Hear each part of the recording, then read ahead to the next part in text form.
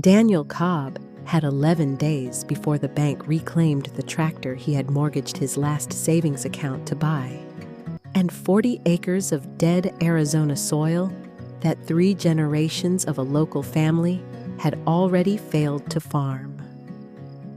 2 towns over, a retired agricultural extension agent named Ruth Alvarez was pulling a file out of a cabinet drawer she thought she would never open again. The mug was blue, chipped along the rim, with a handle that had been glued back together so many times it no longer sat quite straight.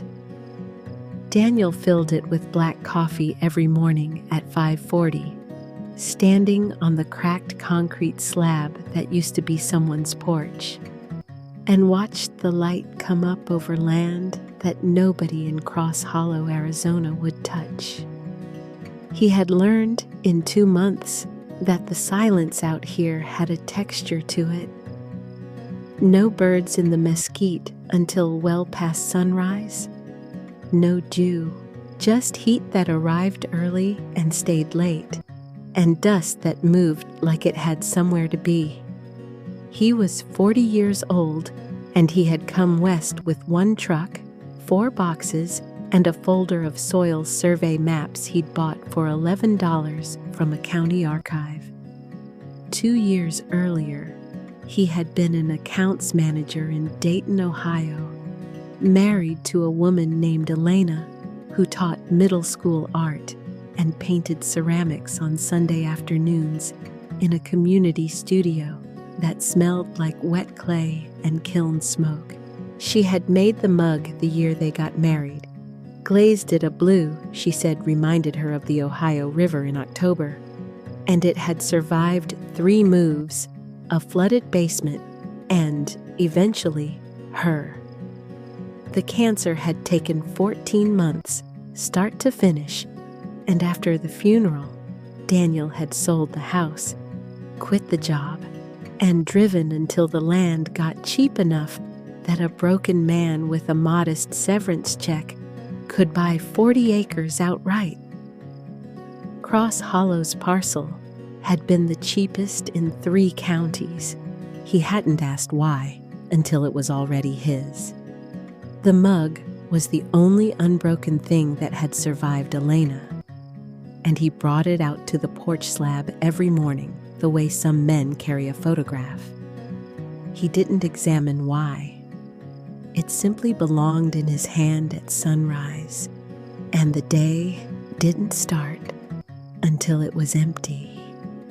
There was a second memory that came with the coffee ritual, quieter than the first. Before Elena got sick, they used to talk most mornings about a garden she wanted someday. Nothing large, just tomatoes and basil along a back fence. The kind of plan 2 people make when they assume they have decades to get around to it. She never got the garden.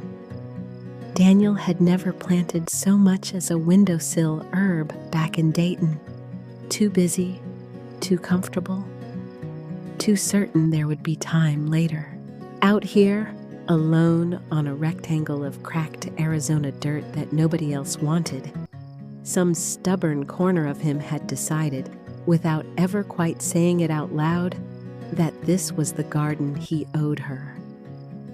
It made the failure of that first sorghum row sting in a way that had nothing to do with money.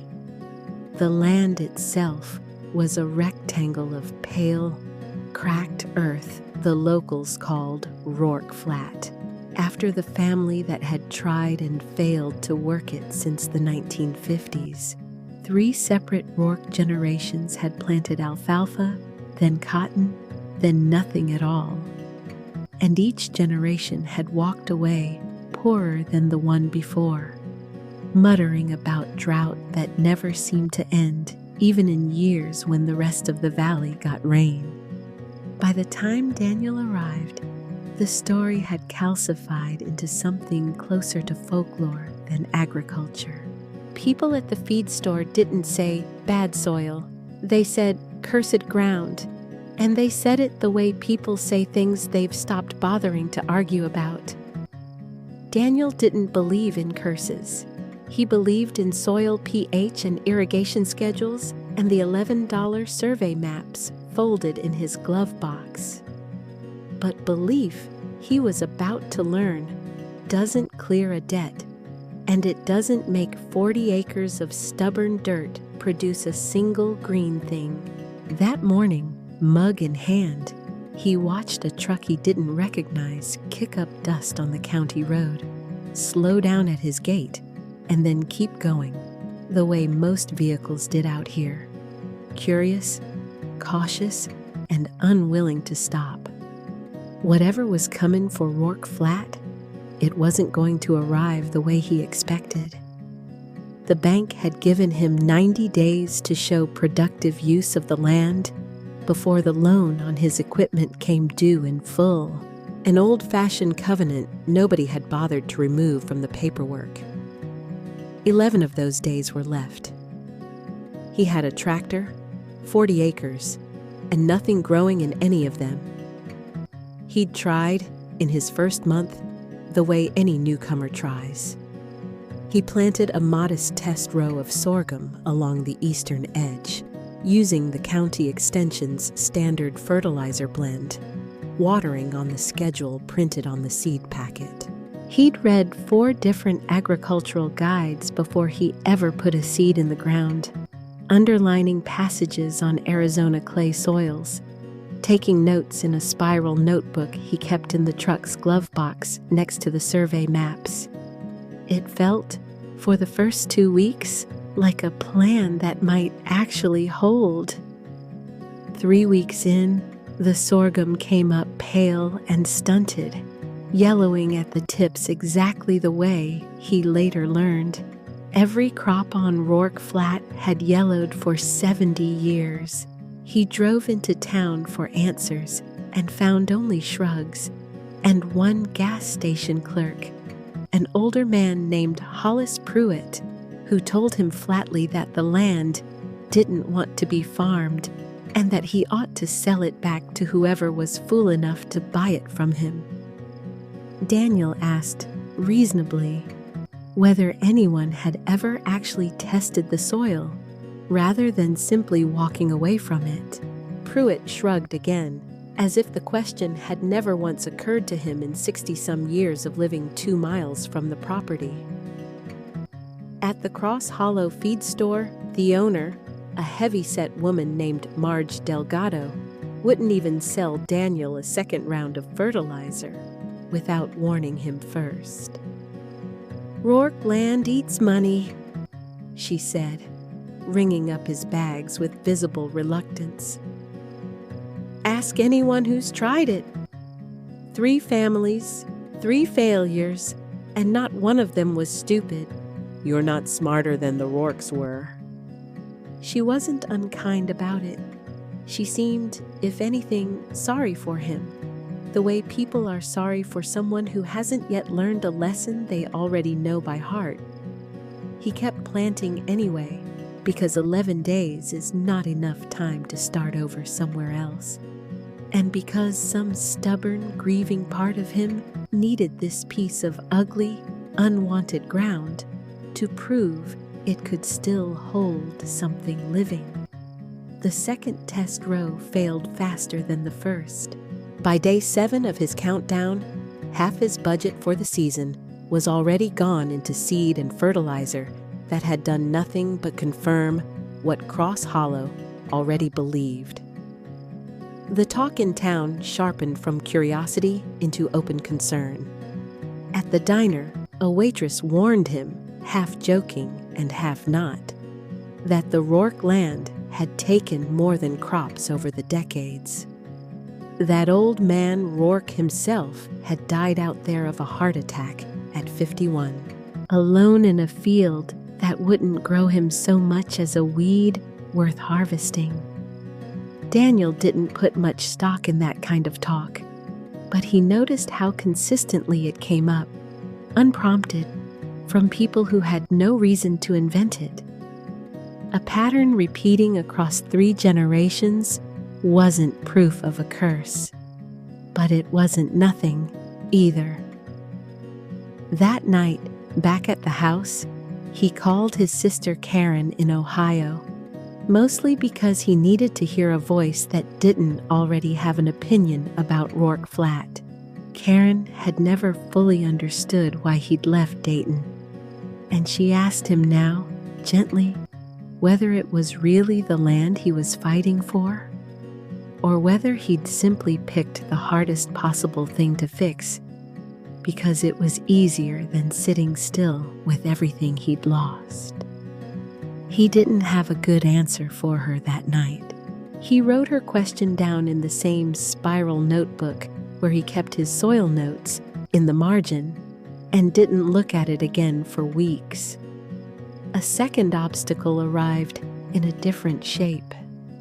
The county extension office, which he'd hoped would offer real help, sent a young agent named Dave Kessler, who spent 40 minutes on the property, took a handful of soil samples for a standard test, and left, saying the results would take 3 to 4 weeks, far longer than Daniel had left on his loan.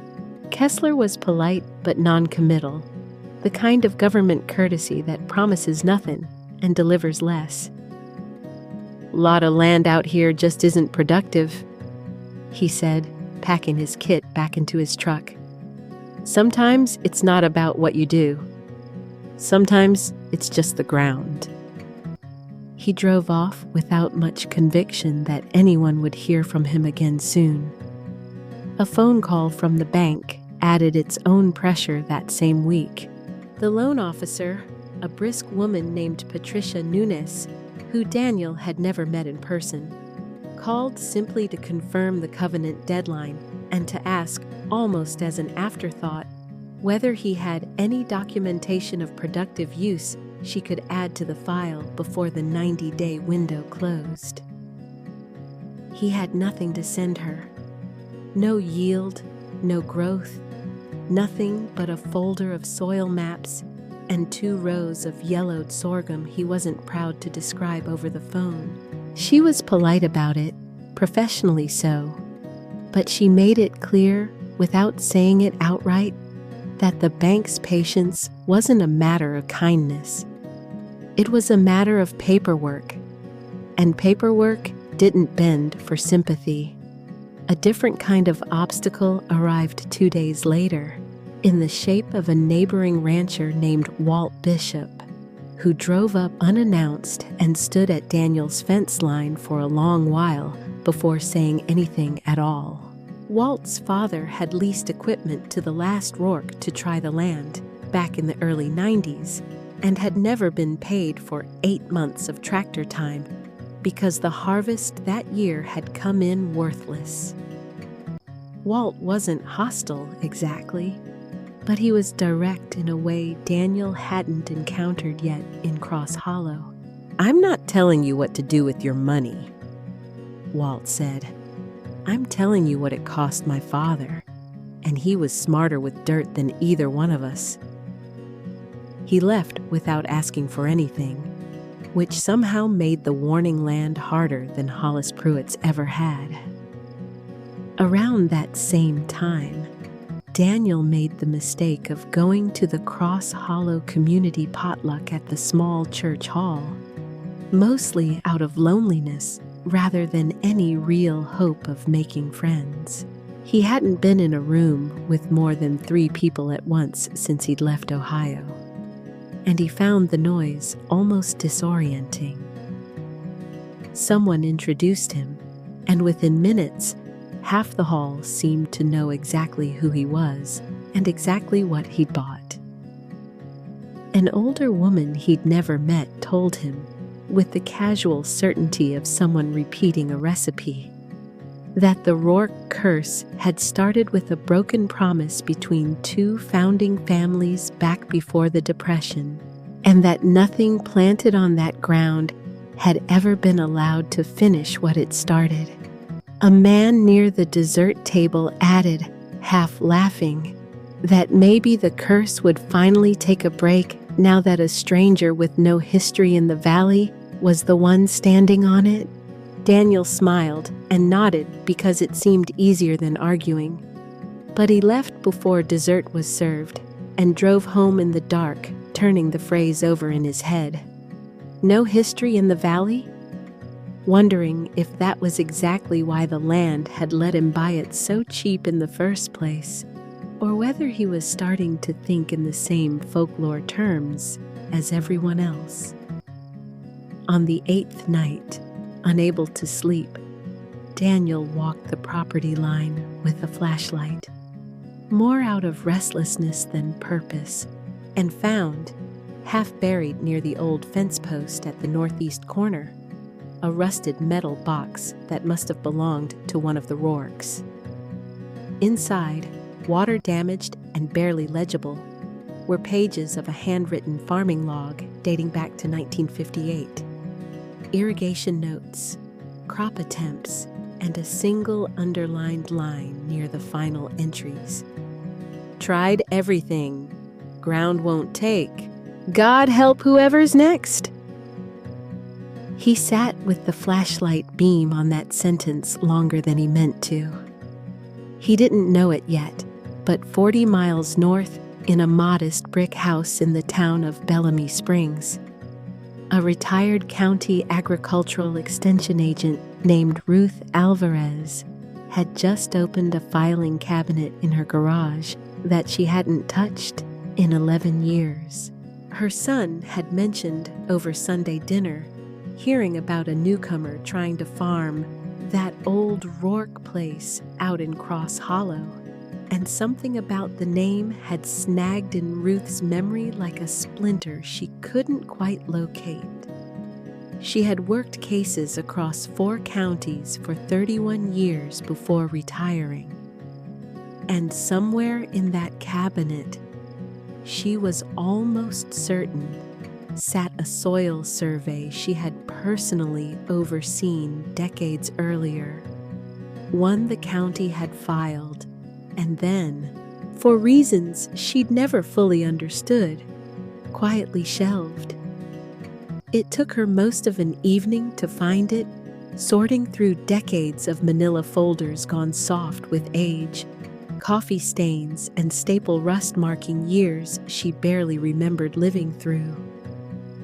When she finally found the right folder, the label read only Rourke, 1991, incomplete, and inside was a partial soil chemistry report, 3 pages, unsigned, ending mid-sentence where a second page should have continued. She remembered slowly that the geologist who ran that survey had taken an early retirement offer that same month, and that in the reshuffling that followed, nobody in the department had been assigned to pick the file back up. It wasn't a conspiracy. It wasn't even negligence, really, in any way that would hold up as blame. It was simply the ordinary, forgettable way that important things get lost inside institutions. Not stolen, not hidden, just misplaced under the weight of everything else that seemed more urgent at the time. By day 9, Daniel had almost decided to give up on the eastern fields altogether and try to negotiate an extension with the bank instead. A conversation he dreaded more than failure itself, since it meant admitting out loud to a loan officer that the land might simply be what everyone in Cross Hollow already said it was. He drove into Bellamy Springs that afternoon for a hardware run, mostly to clear his head, and stopped at a diner for coffee he didn't particularly want. It was there, at the counter, that a stranger seated 2 stools down, a wiry woman in her late 60s with reading glasses pushed up into gray hair, asked him, without introduction, whether he was the one who bought Rourke Flat. What he didn't know yet was that the answer she was about to give him would not solve his problem. It would only prove, for the first time in 70 years, that the problem had never been a mystery at all. Only a piece of paperwork nobody had bothered to read twice. Ruth Alvarez introduced herself plainly, said she used to work soil surveys for the Extension Service, and told Daniel she'd pulled an old file after hearing his name mentioned around town. She was careful at first not to overpromise. "I want to see the land myself before I say anything," she told him. "Old memory isn't proof of anything." But she agreed to drive out the next morning, and something in the calm, procedural way she said it, like a woman checking a fact rather than chasing a rumor, gave Daniel the first genuine flicker of hope he'd felt since arriving in Cross Hollow. She arrived at 7 before the heat set in, carrying a battered leather satchel and a soil probe of her own, ignoring the Extension Office's official 4-week timeline entirely. She walked the eastern rows where his sorghum had failed, crouched at 3 different points, and took her own samples without much comment. Then she asked to see the northeast corner, near the old fence post, and Daniel, surprised, showed her the rusted box he'd found and the log inside it. She read the final entry twice, said nothing for a long moment, and then told him something that made the whole shape of the last 70 years shift slightly in his mind. She remembered now, working a related file decades earlier, back when she was young in the department, on a soil chemistry irregularity flagged in this exact section of the valley. A finding the county had recorded but never circulated, because the geologist who filed it retired the same year and nobody followed up. She wouldn't say more until her own tests came back, but she left him with one sentence that he turned over for the rest of the day. "Whatever's wrong with this ground, Mr. Cobb, it isn't a curse. Curses don't show up on a soil report." It was the first thing anyone in 3 counties had said to him that sounded like an actual answer instead of a warning. The days between that first visit and Ruth's follow-up weren't idle ones for her either, though Daniel didn't learn the full extent of it until later. She'd spent an evening on the phone with a former colleague, a soil chemist named Preston Ide, who now consulted privately out of Tucson, reading him her field measurements over a bad cell connection and asking him to cross-reference them against known mineral deposits mapped in that part of the valley. Preston had laughed, not unkindly, when she described the symptoms. Stunted growth, tip yellowing, decades of failure blamed on drought in a valley that got the same rainfall as its healthier neighboring parcels. "That's not weather," he told her. "That's chemistry nobody bothered to run." He agreed to rush an independent lab analysis on the samples Ruth overnighted him at her own expense, because some part of her 31-year career felt, she admitted to no one but herself, unfinished until she understood why her original 1990s finding had been buried instead of acted on. One day later, with only 1 day left before his loan came due in full, Ruth called him back to the same Bellamy Springs diner and slid a manila folder across the table. Her own quick field test, cross-referenced against the decades-old file she'd rediscovered, showed a severe and highly specific micronutrient imbalance in the Rourke flat soil. A zinc and manganese deficiency compounded by an unusually high concentration of a naturally occurring mineral that, over decades of the same shallow tilling and standard fertilizer blends, had locked essential nutrients out of reach of anything with roots. It wasn't drought, It wasn't misfortune. It was a chemical signature, present since at least 1958, that every Rourke generation and every extension agent since had simply never tested for, because nobody had thought to look past the obvious explanations of poor rainfall and bad luck. "There's no curse under that ground," Ruth told him, tapping the folder. "There's just 70 years of nobody asking the right question." But she was careful, too, not to hand him false comfort. Correcting it wouldn't be simple. The imbalance was old, deeply set, and would require more than a bag of standard fertilizer to fix. A targeted, multi-season soil amendment protocol, precise micronutrient dosing, and possibly biochar or a specific type of mineral additive she'd have to research further, since it wasn't something she'd personally overseen a full correction for in her career. And even with the full protocol, she couldn't promise the first season would produce more than modest results. Rourke Flat's ground had been broken for 7 decades. It wasn't going to heal in one. He thought oddly of Elena in that moment. Not because she had anything to do with soil chemistry, but because she'd always said the worst part of her diagnosis wasn't the diagnosis itself. It was the 8 months before it, when doctors kept telling her the symptoms were stress, was nothing, would pass. She used to say that naming a thing correctly, even when the name was frightening, was still better than living inside a fog of vague reassurance. Sitting in that diner with Ruth's folder open in front of him, Daniel understood for the first time exactly what she'd meant. Daniel sat with that folder in his hands and felt something complicated settle over him. Relief, tangled with a new and heavier kind of pressure. He no longer had a mystery to blame.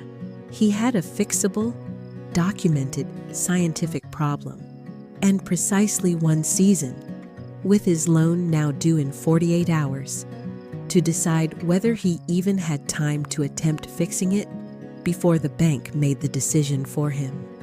He drove back to Cross Hollow that evening and called the bank himself before they could call him. He explained as plainly as he could what Ruth had found and asked, instead of an extension he suspected they wouldn't grant, for a modified repayment structure tied to a documented remediation plan instead of a single season's yield. The loan officer, skeptical but willing to look at real paperwork instead of rumor, agreed to review it, buying Daniel 30 additional days to submit a formal soil correction plan. It wasn't victory, it was breathing room, and for the first time since he'd arrived, that felt like enough. What none of them yet understood was how much work and how much of himself that 30-day plan was actually going to cost him. Ruth's protocol, once she finalized it with help from a soil chemist colleague she still trusted from her working years, called for a 2-stage correction.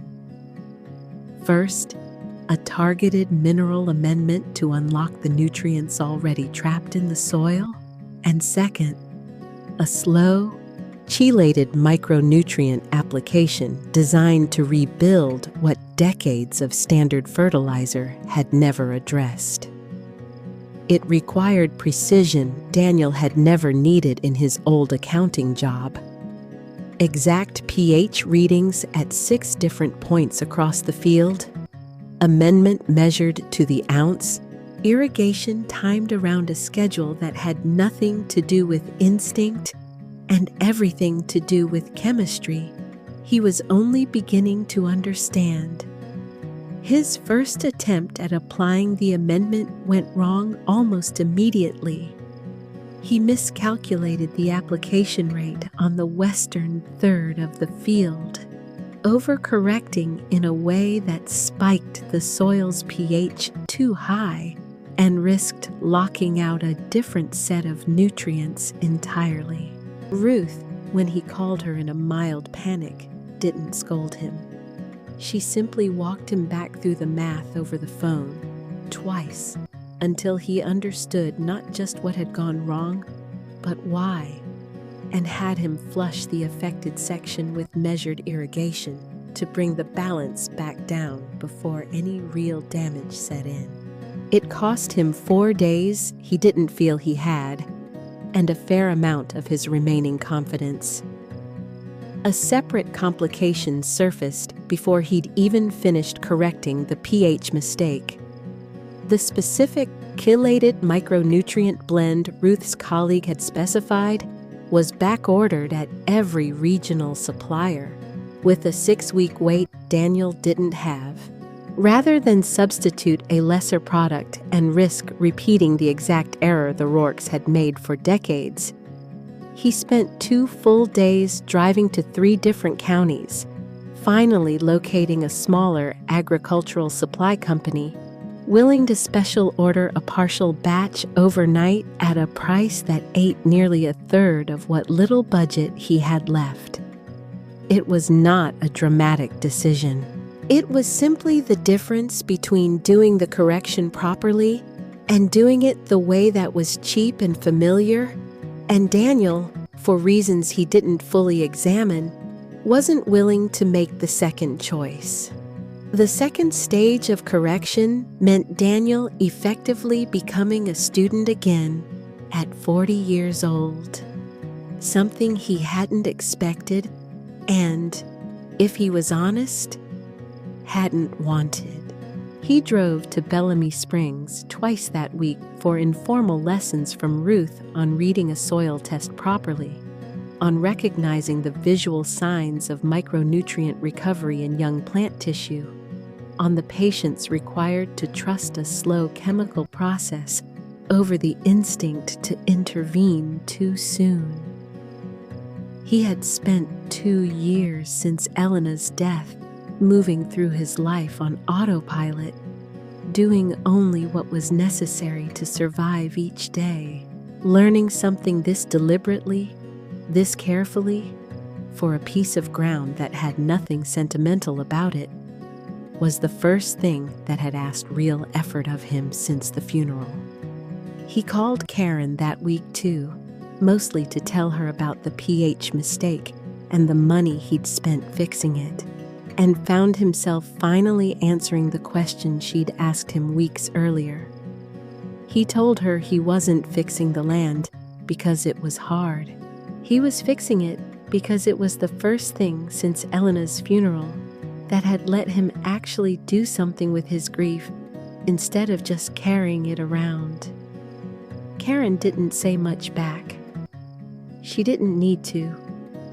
It was the most honest thing he'd said to anyone, including himself, since he'd left Ohio. Word of what Ruth had found spread through Cross Hollow faster than Daniel expected, and not everyone reacted the way he'd hoped. Marge at the feed store remained openly doubtful, telling him she'd believe it when she saw a single healthy stalk standing in that field, not before.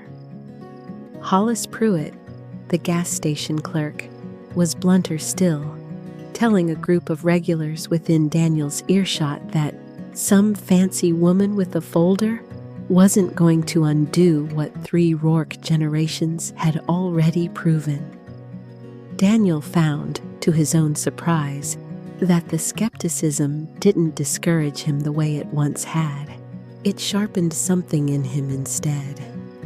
Between the pH correction and the second application, Ruth insisted on something Daniel initially resisted: a full week of simply observing, taking no action at all, just walking the field twice a day with a notebook, recording color, moisture, and any visible change in the test rows.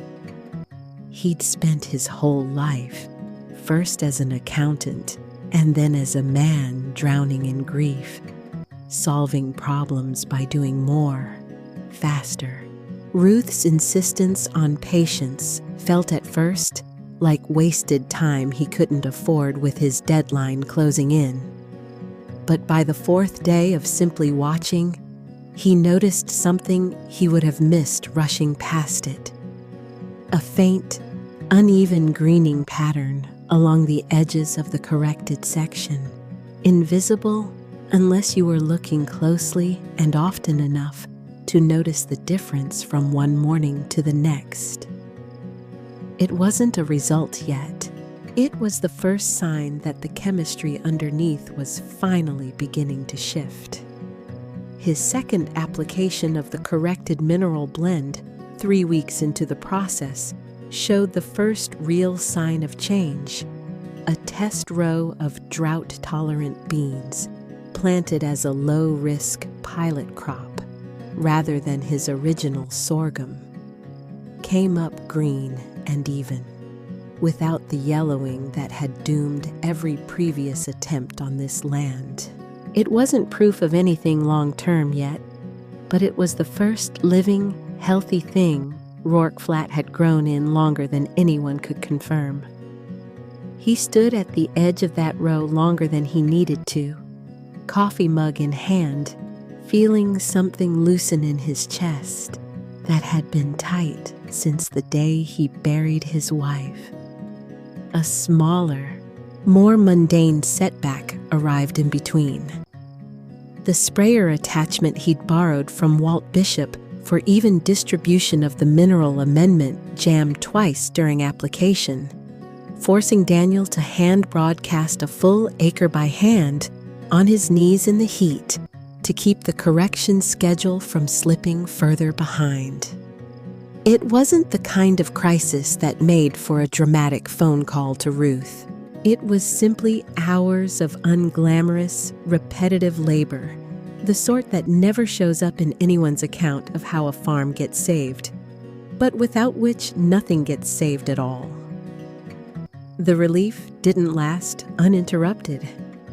10 days before his extended deadline, an unseasonal windstorm tore through the valley overnight, and Daniel woke to find a section of his newly planted field stripped of topsoil in patches, seedlings uprooted, one of his irrigation lines torn loose from its coupling. Standing in the wreckage at dawn, exhausted, behind on a program that had already cost him nearly everything he had left, he came closer than he'd admit to anyone but himself to simply walking away. Driving to the bank, handing back the keys to the tractor, and letting Cross Hollow be right about him the way it had been right in its way about the Rourkes.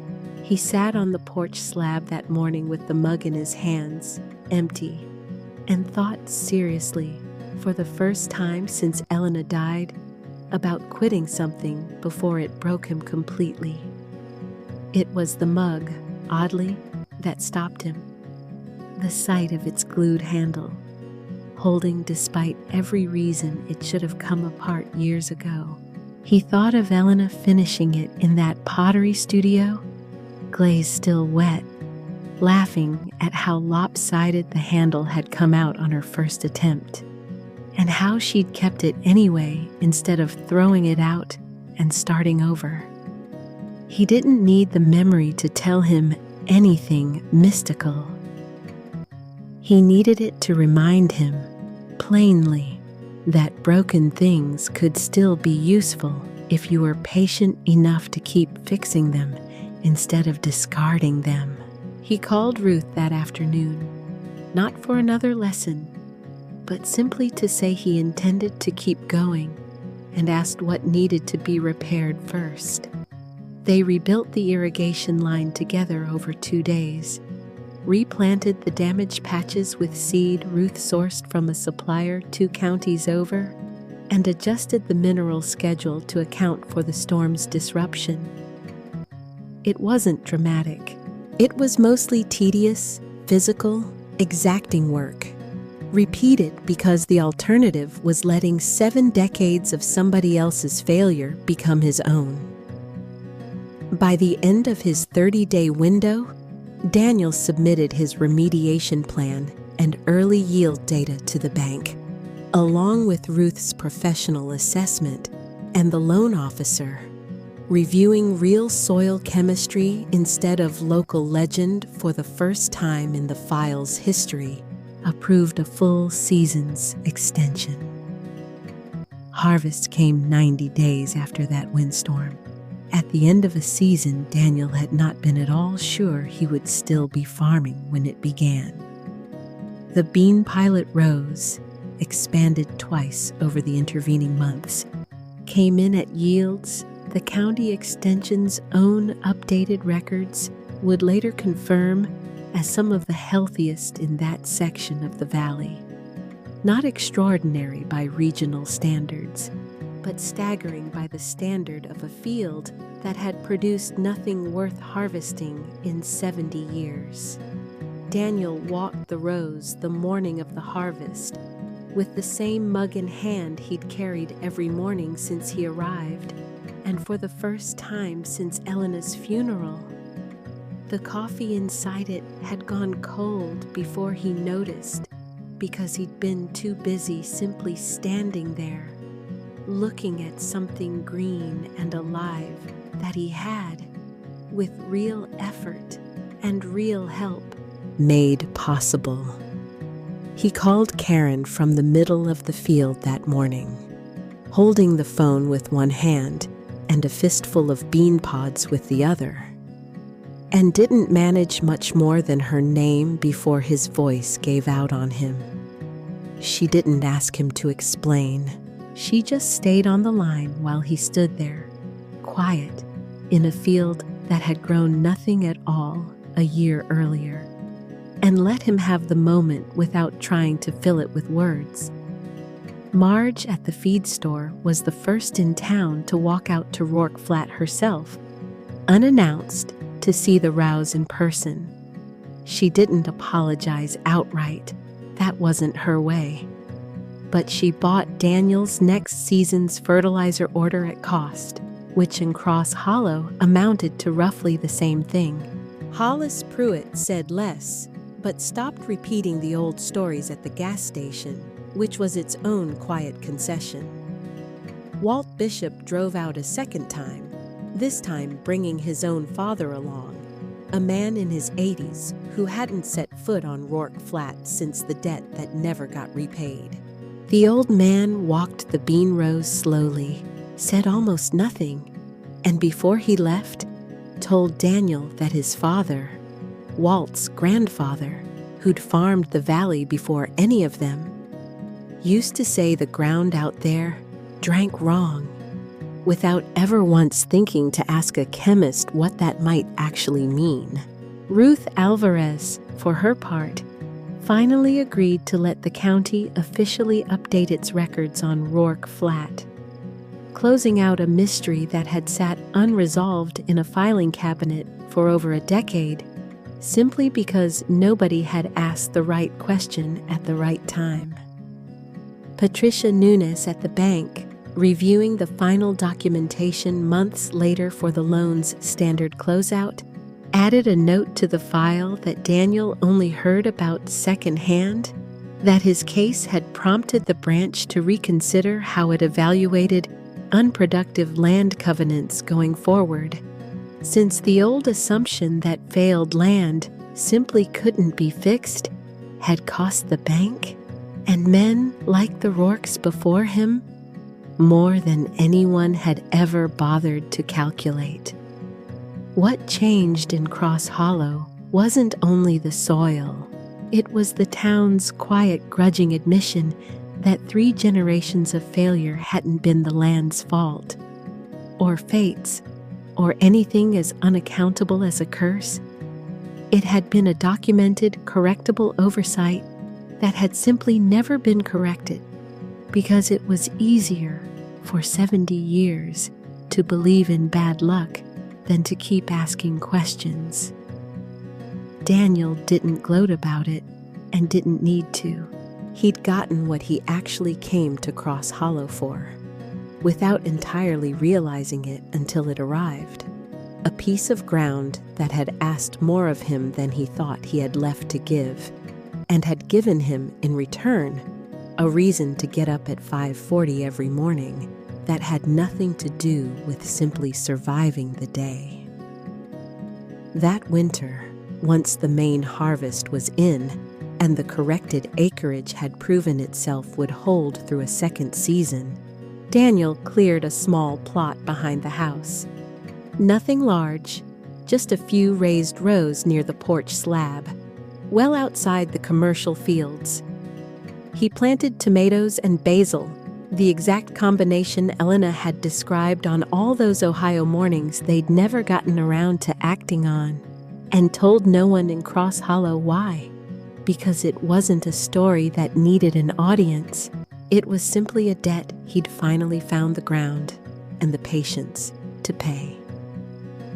The mug still sat on the porch slab every morning, chipped rim, glued handle, unchanged. Daniel filled it with coffee, watched the light come up over rows that were green now instead of pale and cracked, and understood, in a way he hadn't quite let himself before, that the land hadn't needed saving from a curse. It had needed someone patient enough to test what everyone else had simply assumed.